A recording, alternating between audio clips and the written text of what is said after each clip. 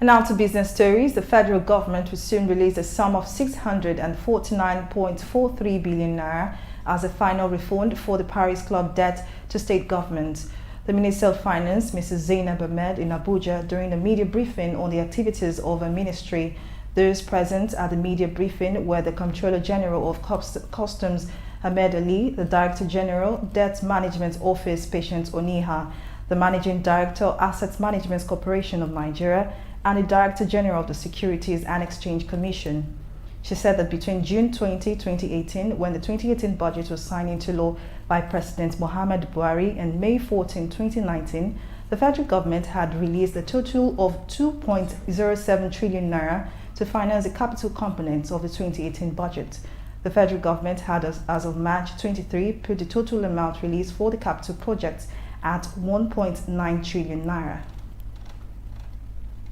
Without any prejudice, some developed economies survive principally on the collection of tax revenue from workers' endeavors for the day-to-day running of their nation's economy. The same cannot be said of Nigeria, the privileged country with numerous sources of income, where analysts say too many loopholes and poor strategies hinder the smooth collection of taxes for running of government activities at all levels.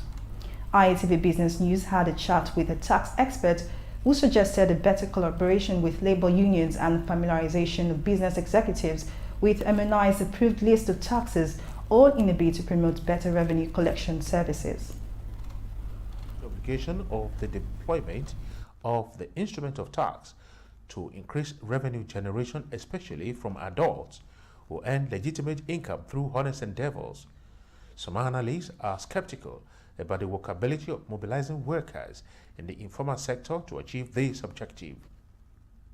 However, tax experts have advised government establishments to liaise with labor unions to superintend over the tax element of revenue collected from members of their unions. And the way to go about this is, you know that all these people in the informal sector belong to specific trade unions.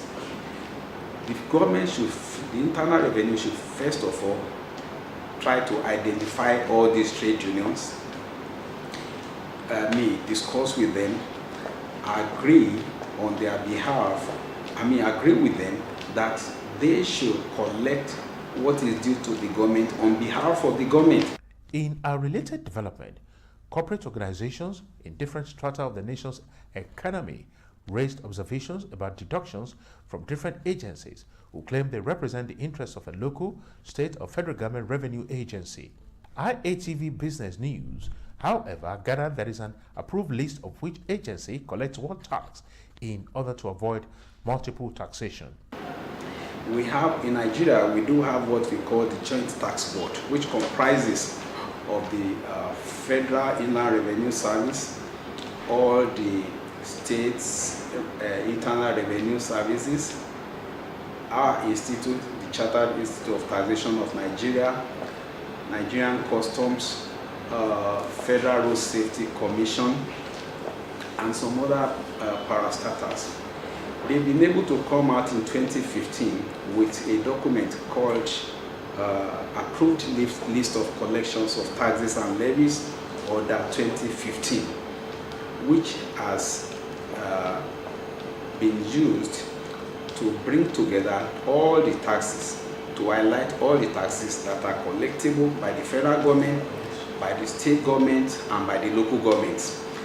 Observers of developments in the economic sector have maintained that the instrument of taxation, if properly harnessed, should be sufficient in solving financial shortcomings and challenges of government establishments in every respect. On the strength of instructions of investors, stockbrokers traded in a total of 267.8 million ordinary shares valued at 7.5 billion naira.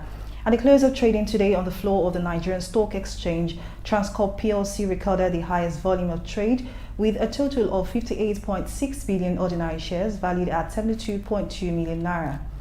MTN Nigeria came second on the activity chart with 48.4 million ordinary shares valued at 5.5 trillion naira. MTN Nigeria led the pack of gainers with 9 naira 90 kobo to close trading at 99 naira. Betlages PLC came second on the gainers chart with a 75 kobo gain to close at 68 naira 95 kobo. On the other hand, Nigeria Breweries PLC topped the losers chart with a drop of 4 naira in its share value to close trading at 174 naira.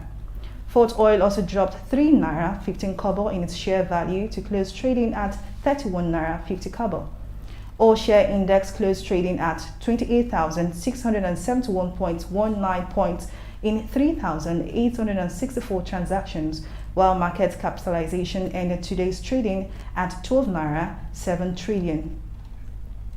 It's a wrap from Lagos. Over now to Ibadan for the rest of the news. I am Folashade Ogurinde. Good evening.